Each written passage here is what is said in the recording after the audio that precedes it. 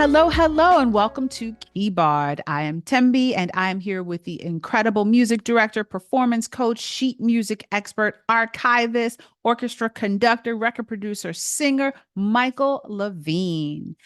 And first, I'm going to tell you a little bit about him before we start talking to him.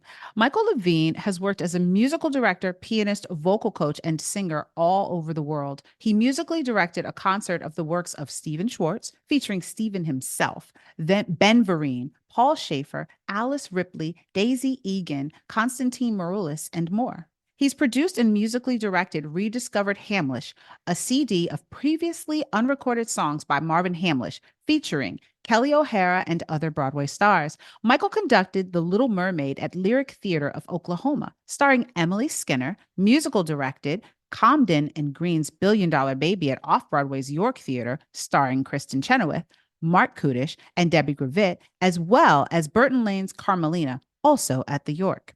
He has shared the stage with Mimi Hines and Peter Howard, his mentor, in This Funny World, a Rodgers and Hart review at the Kennedy Center. Michael also regularly plays for the Outer Critics Circle Awards in New York and has conducted orchestras in a number of cities around the country. A graduate of Columbia University, Michael owns one of the larger privately held sheet music collections in the world. In addition, Michael gives masterclasses on the performance of songs and auditioning in New York, Los Angeles, Moscow, Switzerland, Bangkok, Australia, Singapore, Manila, Martha's Vineyard, and other locations. Welcome, Michael Lavine. Thank you so much, Tembi. I'm so happy to be here. I'm so glad to have you, and I'm ready to jump in and learn more about your incredible career. Thank you. So, what first sparked your interest in music and put you on the path to becoming this incredible, multifaceted musician that you are? Well, I started out as the son of two people in other works of life who were also musicians. My father played in the big band from the 1940s. He played clarinet and saxophone, and my mother played piano from a very young age. And so I was steeped in music from very young. My cousin, my father's double first cousin, which isn't as incestuous as it sounds, brother and sister married brother and sister. It's not, but brother and sister, it's like cross that. Oh, Cross okay. was Barbara Carroll. Barbara Carroll was a very famous jazz pianist, singer, played at the Carlisle for 25 years next to Bobby Short. It was Bobby Short in one room and Barbara in the other. And she was on Broadway, and she was one of the classiest musicians. So I grew up when I started college here at Columbia. Barbara had just started at the Carlisle, and I would go to see her. And so I was steeped in music with Barbara, and another cousin in the same side of the family was also he and his wife were jazz musicians. So I had it very much. My parents took me to shows from when I was very young, took me to concerts, instilled a love of music in me from when I was very young. So I think that started me out. When I was 18 and started college at Columbia here in New York City, I would go to concerts and operas and shows and everything I could to see music. And I started collecting sheet music then, because there were stores, a lot more back then, that sold sheet music. So my collection started really when I was a teenager. Even before that, and growing up in Bethesda, Maryland, I started collecting music, and it just got bigger and bigger and bigger till the collection took over my life in many ways. So, during your career, you've built relationships with many high profile figures in musical theater and just music in general. Who are some of the Broadway luminaries that you've become close with over the years, and how have these folks influenced your career with these relationships? I'd probably start chronologically and talk about the first person I met when I was a freshman at Columbia. Was Stephen Sondheim. So you might as well start with one of the biggest. And my friend said to me, "Look, he will respond if you write him letters." So I wrote him a letter, and I asked a lot of questions, and he wrote back. And eventually we got together and met up. And he said, "Look, I get two kinds of letters. I get the just out and out fan letter, and then I get more intelligent. You ask very smart letter." I have over 100 letters from him over 40 years, and then I have a bunch of emails after we switched to email. I did a review of his work over 30 years ago off Broadway, and he got a cassette. He had broken his arm, so he couldn't come to the performance, but he got a cassette of our dress rehearsal and called me and spent an hour and a half going over all his notes with me. And I think getting that kind of hands-on, saying why a tempo is better, faster, or slower, whether a key would be better for somebody. So I think that really helped me as a musical director, hearing the kinds of things he appreciated that would get. He was all about getting the best applause, getting the best laughs, making sure the audience really enjoyed what they were seeing. Something that I haven't really thought about that much, but that afternoon talking to him about what I had done on this show gave me ideas of what a composer of his ilk thought worked and thought didn't work. So I started out with Sondheim. The next one I met was John Kander. I went to see Woman of the Year when it was in Boston. I was actually going to see Sweeney Todd, which was out of town on a tour, a national tour after Broadway. And I went to the dress rehearsal, and at the intermission, this guy was passing out donuts. There was nobody in the audience because it was an open invited dress, and somehow I talked my way into it. And this guy was passing out donuts. I said, "Would you like a donut?" He didn't know me at all. I said, "Yes, Mr. Kander." And then afterwards, I started writing him letters, and I went over to his place and played piano for him, and he gave me some notes. And I've known him for years. I also was very dear friends with Adolph Green of Comden and Green. And that's how I came to you, Tammy, was because your beautiful, talented daughter got to sing for me in a concert, a Comden and Green song, which I loved. Her performance was fantastic, as you know. Oh, thank you. And Adolph was Betty Comden lived across the street from me. And one of my students, I actually worked with her daughter. His daughter, Adolph Green's daughter, Amanda Green, is a Broadway lyricist. She wrote around 5, 6 shows on Broadway. The last one was Honeymoon. No, was not Honeymoon, Mr. Saturday Night with Billy Crystal, that Jason Robert Brown wrote the music to. But Amanda was an actress in a show I did off Broadway almost 40 years ago. And Adolph came opening night. But then maybe 10 years after that, Adolph had macular degeneration, so he couldn't see. So one of my students was reading the newspaper to him every day and said, "I can't go. Do you want to go read the newspaper to Adolph Green?" I was like, "Yes." And he said, "Well, do you want to go to the piano room?" I said, "Okay." So we sat and sang, and then we became good friends. He would come over here after working with Betty all day, and we'd look at songs and sing together and had wonderful times, went to theater together. And I also got to know Betty, his collaborator, Betty Comden. And I also got to know Craig Carnelia, a wonderful songwriter who wrote The Sweet Smell of Success with Marvin Hamlish. And Craig taught a wonderful musical theater acting class with the creme de la creme of musical theater performers. And I played piano for that class for many, many years and learned a lot watching that class happen. So that was, yes, him as a composer, but also him as a teacher. You learn from watching teachers teach, and then I teach and learn, and you incorporate the techniques that I see from them. I was also I say very dear friends. I tend to use that all the time, but I think I was with a man named Hugh Martin. Hugh Martin wrote the music and the lyrics to a little song called "Have Yourself a Merry Little Christmas." Maybe you've heard it. I might have. "Have Yourself a Merry Little Christmas." He also wrote the trolley song, clang, clang, clang with the trolley and the boy next door. And he lived to be 96. He died around 13 years ago at the age of 96. He lived in Encinitas, which is right above La Jolla, right above San Diego, below Los Angeles. And I would go visit him and I'd play for him and he would coach me. He was Judy Garland's vocal coach. He had his own dressing room at the Palace Theater on Broadway when Judy Garland did her show. And he had his big grand piano and a microphone set up. And he would have me perform songs.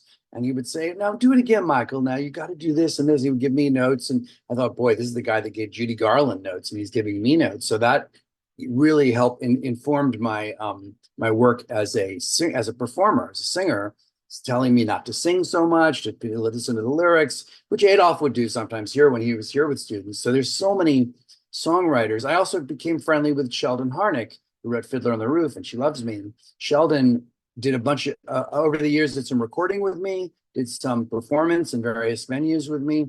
And he didn't necessarily teach me. I was, if anything, teaching him, not teaching him, but working with him on his what he was doing. But working with people at the top of their craft like that, you can't help but learn from the things they say, the stories they tell. And I like surrounding myself with wonderful people, like the concert that Nadia did last week, 2 weeks ago, maybe 3 weeks ago now, was Ahrens and Flaherty, which is who wrote Once in this Island and Ragtime and Stasia and a lot of other shows. And I haven't gotten to know them well, but Stephen Flaherty sat with me at the performance of Lucky Stiff I went to, and I heard that he kept leaning over to me and saying, "That keyboard is too loud. That blackout was too early." And he's talking to me the whole show, and I'm like, yes, Stephen, right, whatever. But he was great, and he, their work is wonderful, and I love telling these composers that, look, I give out your material as a vocal coach to my students all the day, every day, and they love hearing that. And I like doing concerts. I do a lot of concerts at 54 Below, featuring the works of various composers. I've Maltby and Shire, who wrote Baby and the musical of Big and Closer Than Ever and Starting Here, Starting Now. I've done a lot of work with Richard Maltby, more having him in shows that I've musically directed, but I'm producing, hosting, musically directing a concert giving them a Lifetime Achievement Award on June 17th at the Cutting Room with lots of stars like Marilyn May and Austin Pendleton and Gretchen Cryer, really wonderful, wonderful people. And they're going to be very involved. Richard's going to get up and sing a little, and that's going to be a really fascinating experience, showing people, hopefully who don't know yet, a lot of their wonderful material that they wrote. So I like exposing singer performers and the public to material they won't know. That's why one of the things you said I did was this Marvin Hamlish CD, and Marvin had already passed away by the time we finished it. But we wanted to say that Marvin had written some wonderful, wonderful material that people should hear, that people don't know. And I like exposing people to songs they won't know that are wonderful, which we do in concerts too. I do a series at 54 Below called Broadway Bound. Those are songs from shows that were supposed to come to Broadway, but for whatever reason, the shows never made it to Broadway. They were canceled for whatever reason. The producers ran out of money, somebody sued, any reason. Actually, tomorrow night, I'm doing a show at 54 Below, another series with Christine Petty. You know Christine Petty, who's the host on Sirius Radio, not Seth Rudetsky, the other host on Sirius Radio, who does a lot of Broadway hosting on Sirius. And she's doing a series called The Wicked Stage. This is our second concert, songs about show business. And we have Karen Akers, wonderful Broadway singer, Karen Mason, big Broadway star, Erin Davey, was just in Diana as Camilla Parker Bowles, and she was also in Grey Gardens. Mark Kudish, who was nominated for a Tony for Chitty Chitty Bang Bang, and was also in lots of other Broadway shows, and myself, and we're doing a bunch of songs about show business, so that's fun. So I keep myself busy with all these concerts, and work getting to work with these composers. That's how I think it's influenced my career. I love that you've been such an open book throughout your career to absorb and learn, and you've sort of turned that right around to teach. You mentioned earlier about your sheet music collection and how it started when you were a young person, and you own one of the largest privately held sheet music collections in the whole world. What are some of your most treasured pieces of the collection? Pieces that just are so valuable you'd never sell or give any away? There are actually a number of them. One is a musical called Finney's Rainbow. It's not Finian's Rainbow, which you probably have heard of. This is called Finney's Rainbow, Phinney, Finney's Rainbow. And it was written as a college musical at Williams College in 1947 by a little 17-year-old college student named Stephen Sondheim. And it was his college musical. And they published sheets, and I have 3 sheets from that. I always whip that out to show people when they're over here and they go, wow, never knew about that. It's also a musical called Away We Go. And Away We Go was in Boston, and they said, Away We Go, that's not a great title. We should change the title. What do we call it? Let's call it after that, the place the show takes place. The show took place in Oklahoma. So they changed the title to Oklahoma. But I have of all the sheets, 5 sheets, including one called Boys and Girls Like You and Me, which was in some other Rodgers and Hammerstein musicals, but that was cut from Away We Go before it became Oklahoma. So all these sheets are extremely rare. Away We Go, my sheet from The Boys and Girls Like You and Me is actually signed by Joan Roberts and Celeste Holm. Those were the original Laurie and Ado Annie in Oklahoma. And they both lived to the age of 95, and they died within 2 weeks of each other, both the age of 95 a few years ago. I also have a hardbound, silk-covered score to My Fair Lady. And my mentor for over 15 years was a man named Peter Howard. Peter Howard wrote the dance music to a little show you may have heard of called Chicago. No? Peter Howard also wrote the dance music to Annie, Crazy for You, Hello Dolly, Barnum, Baby, many, many, many Broadway shows. And he conducted many of those shows. And I was his protege for many years. And Peter was the man who taught Rex Harrison how to sing his songs in My Fair Lady originally.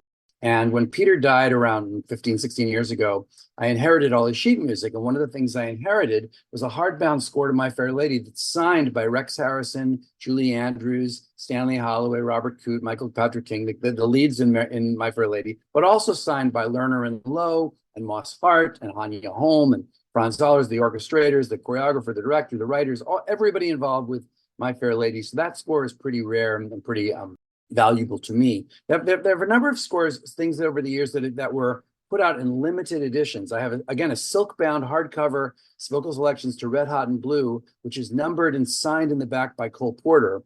And that's pretty rare because there are only, 200, 250 copies of that in the world. And I also have something like that. This is equivalent of something signed by Ira Gershwin. I love getting signatures because when somebody's over here, I often say, would you mind signing my sheet music? And I have everything here has been signed by Adolph Green or Sheldon Harnick or Hugh Martin signed it all. So I've had over the years, the composers sometimes signed a lot of stuff.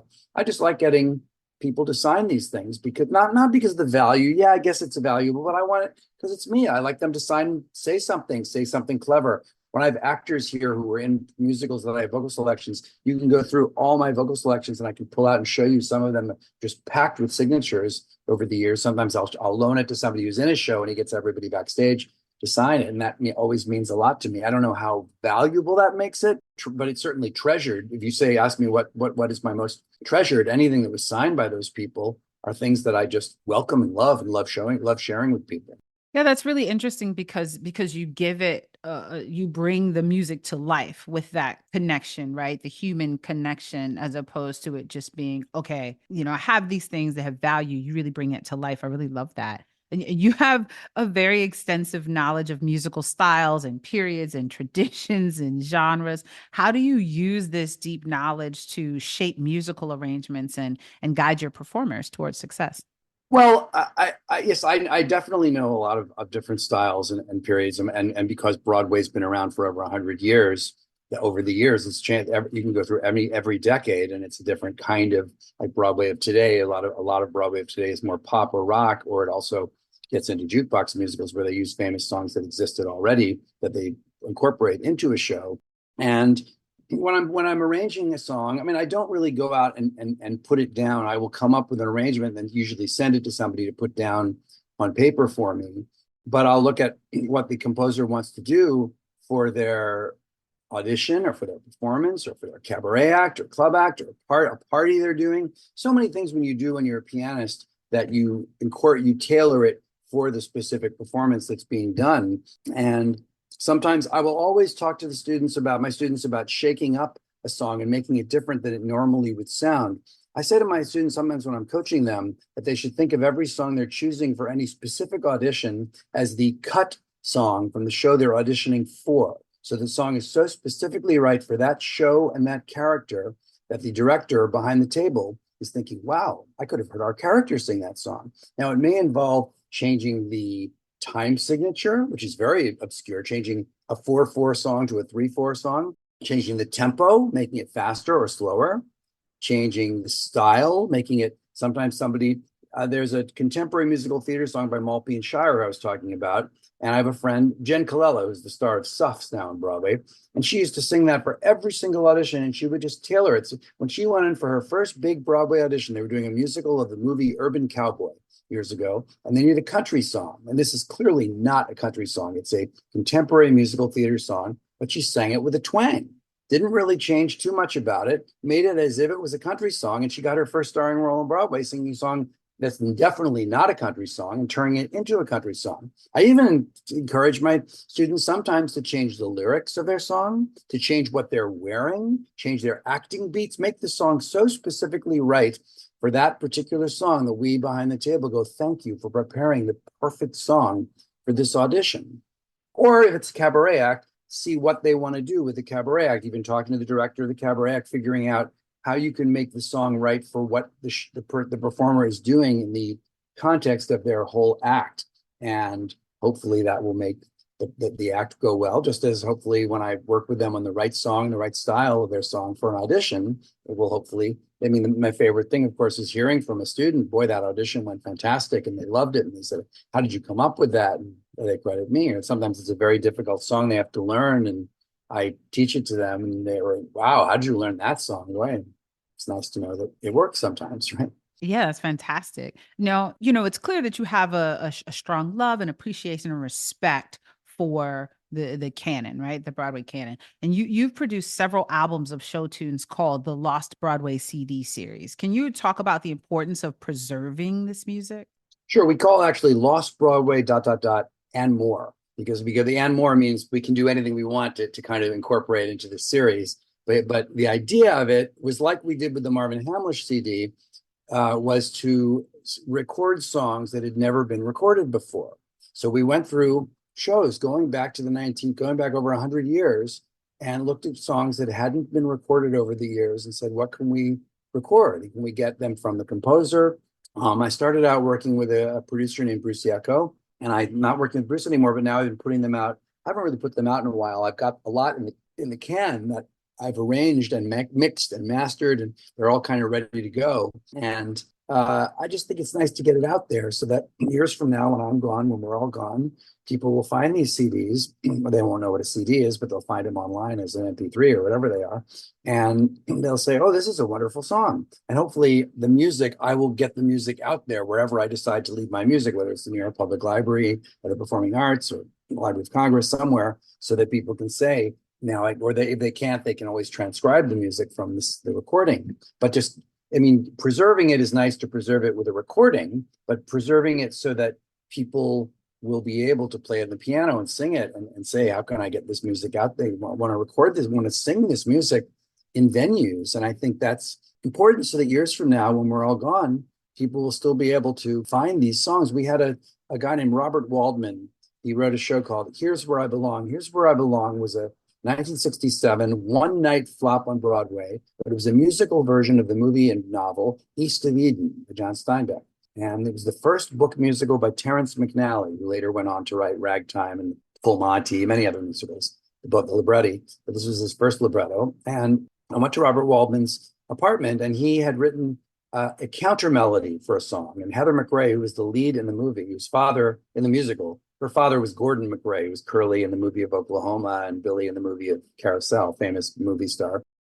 She was going to sing this song. And Bob said, well, I have this counter melody. So he came into the studio and sang the counter melody. And the producer and I liked what he did so much that we didn't get another singer. He was just going to do a dummy and we were going to get a real performer singer. He said, let's keep what the composer himself actually singing his song.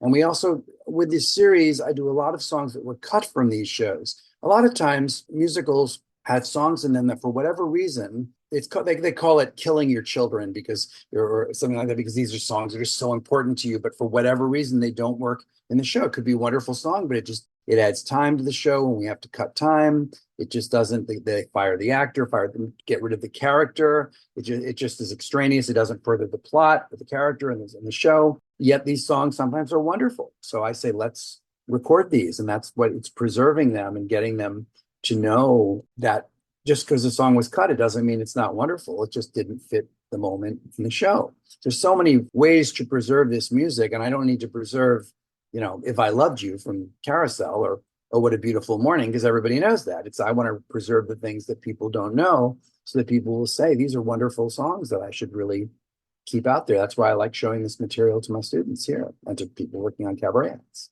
That's wonderful. I think it's so important to consider the pieces that haven't been preserved in that broader way. So you teach master classes all over the world. You work with musicians from a variety of countries and cultures. And in these travels, what have you learned about how different cultures engage with musical theater?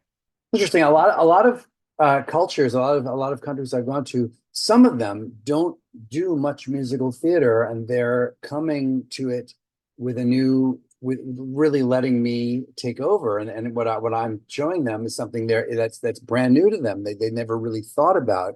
Some of them are going to a country that has a large musical theater community, like Australia, which might as well be Broadway or London, the West End, because they have major musicals, but they don't necessarily know the techniques that I'm providing. Some of the people who run the conservatories in Australia will say, well, we have our own people, we don't need you. But then others say, well, you bring something that obviously is your own inimitable style that won't necessarily be what we've been teaching. But as long as I'm not telling them something that's anathema that's to what they're teaching so that students get confused, I think it's fine to hear different styles and hear different things. One experience was I went to Bangkok, and it was the international schools. It was all students, maybe teenagers, maybe 13, 14, 15, 16. It was their first day of rehearsal for Into the Woods Junior. And they asked me to teach the final Ever After, the big song at the end of the show, or the end of the first act. And I taught it to, I had around 60, 70 kids in a big room and was just sitting there teaching it to them. And a lot of them were American. A lot of them were from Bangkok. A lot of them, they were actually from all over the world because it was the international school in Bangkok. And they all kind of knew the show. They all kind of knew the song. But I was just saying, giving them things they wouldn't know necessarily, like you have to be louder. I would say, what language are you speaking? And they're saying English. I'm like, well, you're speaking English. I don't understand a word you're saying. And so that's kind of what I say to people when I can't understand what they're saying. I say, what language are you speaking? And of course they always say English, but I'm like, if you're speaking English, I got to learn English because I don't understand a word you're saying. Because I'm really about, like, one of the things Sondheim said is that the single biggest reason that funny songs don't get their laughs on stage is because the audience doesn't understand the lyric, because it's not cleanly said, or the orchestra's too loud, or the piano's too loud, or they're not enunciating well enough, or they're getting too caught up in how they're sounding instead of what they're saying in the lyric. So I've taught also in Kuala Lumpur a number of times there. I've also taught a lot in Lausanne, Switzerland. Believe it or not, there's a big musical theater contingent there in Lausanne, Switzerland, and they all sing in English. But I also did a concert there where sometimes they sang in English, sometimes they sang Broadway songs, but in French translations, which I loved because I don't speak French really, but I know the song, so I knew what they were saying, and I could work with them on the acting, even though they weren't singing English. I could say, well, that you're not making sense of that. And they spoke English, they knew what I was saying, but I said maybe the translation's different, but you're still not. You're just your face is going dead there. So it's interesting. I think the universality of acting a musical theater song doesn't matter where you are. You could be in Nairobi and it doesn't matter. You're working with them on making sure you believe what they're doing when they're singing and believe that they're acting the song well. So the culture may be different, but I think what I do as a musical theater vocal coach in whatever country I'm in whatever language I'm doing, is I work a lot in Italy and Spain, porque hablo español and porque hablo no parlo italiano. So I can work with them and say, I don't really get what you're doing there. And I can say the same things I do, which I do in New York City. So I think there's a certain universality that it doesn't really matter if the culture is that different. When you get to Broadway, it's kind of similar. They all kind of overlap a lot. Broadway is a universal language. I love that. It is really, yeah. It truly is. Yeah. So you've said singing in musical theater is just acting on pitch. Can you talk a little more about how you use this philosophy in your coaching? Sure. It's kind of something I've been saying. I think I heard it from somebody years ago, but it's a kind of one of the things is that people get caught up in how they're going to sound, how great their voice is, and how they want to show their high notes, want to show their variety and versatility as a singer, and then nothing's going on with them acting wise, and they forgot what they're talking about in the song. I found consistently when I'm working with somebody, certainly here and also in master classes and things like that, that when I see them just go dead, their eyes go dead, and they're just worried about how do I hit this high note? What did my voice teacher tell me about standing up straight and using my diaphragm and all that? And they're not thinking at all about what they're saying, and they could be speaking gibberish. It doesn't really matter. And when I say to them, "Look, what are you talking about?" Or I say to them, "You stopped acting." So, oh, let's do it again. And I immediately, when they concentrate on the acting, the voice is almost always there. I find the less you think about how you're singing, and the more you think about what you're saying, what you're doing, what your objective is, what your action is when you're singing, the better you're going to sound. And the more you're thinking about, I have to figure out how to get this high note here, take a big breath here. The voice teacher said, I have to kind of kneel here to get the note, and nothing's going on. I'd rather see somebody who has a perfectly fine voice where I am riveted to them. I can't take my eyes off them, than somebody with the best voice in the world where there's nothing going on. And I always try to tell them to find songs that have a certain objective, a certain action. What is your action? What are you trying to do? Like, for example, you would say, that guy's really hot, but I think he likes my best friend. I don't know what I'm going to do about that. Something where you have a specific activity that you have to solve by the end of the song.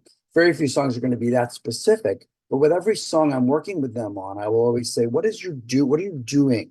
What is your action? And their answer is, singing. I could say, no, you could find a better activity, something to really be doing when you're singing. So if you're worried all about your pitch, who cares? I mean, I will point out to people, I'm very conscious of when somebody's just a little under the pitch or a little over the pitch, and I'll say, you're not in what I call the center of the note. You're lying a little high, lying a little low. You have to figure out how to place it, and it's something you work on with your voice teacher, but then you figure out where that is, and you have to know that. You can't keep thinking about what the voice teacher said. You just have to know that it's there, and then worrying about at the acting of the song. The typical acting less thing that a lot of vocal coaches do, and I sometimes do it too, is to say, do the song as a monologue, not on pitch, and just speak the monologue, speak the lyrics of the song.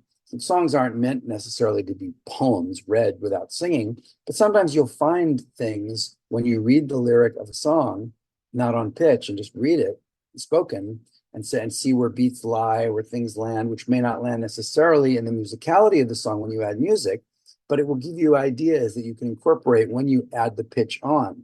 So, you do the song as a monologue, and then you do it again in the rhythm of the song, still spoken. Then you do it on pitch, and then each layer you might add something. I also would advise you doing it in front of a mirror or in a TV screen, something where you can see yourself, and you might say, "Oh boy, I'm so boring," or film yourself and watch yourself and go, "Oh my goodness, is that what I'm doing? I'm just so boring. I've got to be more interesting." I mean, if you can't be riveted, if we can't be riveted to you in a 2.5 minute song, I'm sure ain't going to be riveted to you in a 2.5 hour show. So I think I want to know that I can't take my eyes off of you because you are fascinating. You look at the best singers, the best performers on Broadway, you can understand every word they're saying, and you are riveted to them. You know that every beat they've thought through, every lyric of a song.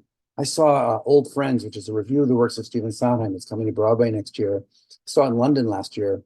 And Gavin Lee, who was Bert and Mary Poppins on Broadway, did Could I Leave You, a song from Follies, which is usually sung by a woman. And he did it, and he had clearly thought through every lyric of that song and every beat. I was so impressed with his work on that song. A, it's not usually sung by a man. B, I've seen it done, mezzo, where they're just clearly just singing and worried about histrionics and being really loud. But he thought through every beat of that song. It was so clear. Everything was happening and you got it.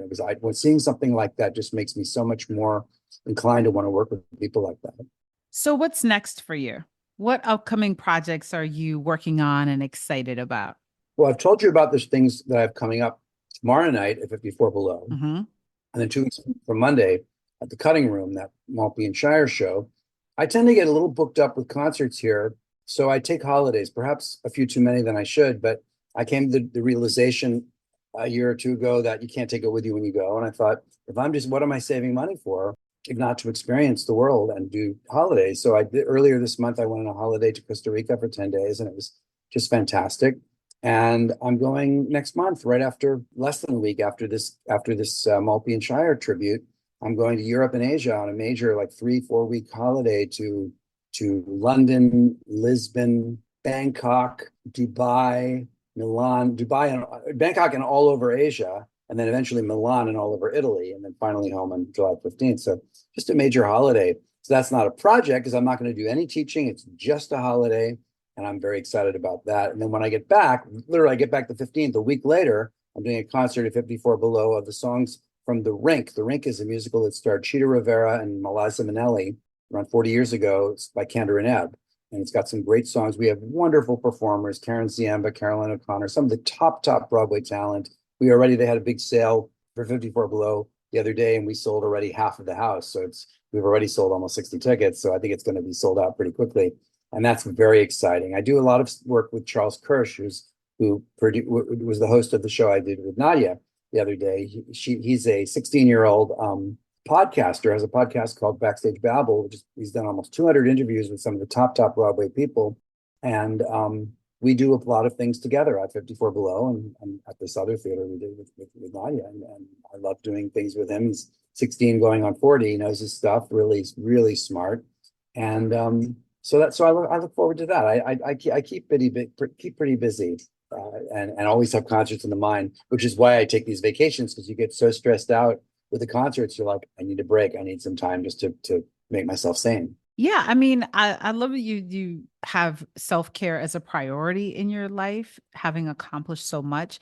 I wonder, even though you don't plan to work, so to speak, when you're overseas, do you find yourself looking for treasures that you might bring home that are related to music? Not so much in a work capacity, but if there's some sheet music that you could come across, do you find yourself kind of seeking that out, or do you completely push the work stuff away? Oh, absolutely. I mean, since my big thing is my sheet music collection, I often go to find sheet music shops I went to a shop in Madrid, in Barcelona, when I was there in December, and I could speak Spanish pretty fluently. So I said to them, "Do you have sheet music, just of songs, any songs, the Beatles, anything, American songs or English songs that are in English in Spanish translation?" She immediately knew what I was asking and said, "No, we don't have anything like that." I said, "I have that. I have a lot of vocal selections in other languages, and I love that kind of thing. And when I'm often going to these other countries, I found in Germany recently that all the entire vocal selections to Mamma Mia all off Deutsch. So I can sing them in German if I ever need to. But I think they're doing that less and less. They're just less. I think they're just publishing sheet music less and less because people just buy it online. But I love seeing things in foreign languages, and that's one thing I do when I'm in these other languages, in other countries, is to seek out sheet music, which is that's my big collection. I will also sometimes, in the old days, I would seek out schools and say, "Is there a way I can come in and just do a master class? You don't have to pay me a lot of money. I just want to do it kind of because I enjoy doing it."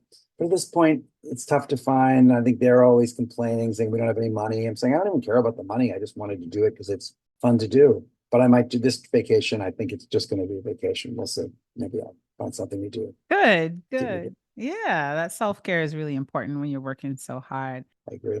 Yeah, I mean, I really loved this conversation. I'm so glad that you took the time to talk to me. Thank you, Ben. Thank you so much for asking me. Oh my I goodness. love Yes, and I'm gonna stay up to date on everything you've got going on, and hopefully we'll be able to have another conversation with you it. further down the line. I would truly be honored. Thank you so much. Thank you for asking me. All right. Michael Lavine, until next time. Keyboard is produced, directed, and hosted by Tim B. Duncan. Theme music by Psycho Sid. If you enjoyed the show, please subscribe or follow and leave us a review or give us a rating. Your support helps Keyboard reach more listeners, and it means the world to us. Episodes drop every Tuesday. Tell a friend, tell your mama now.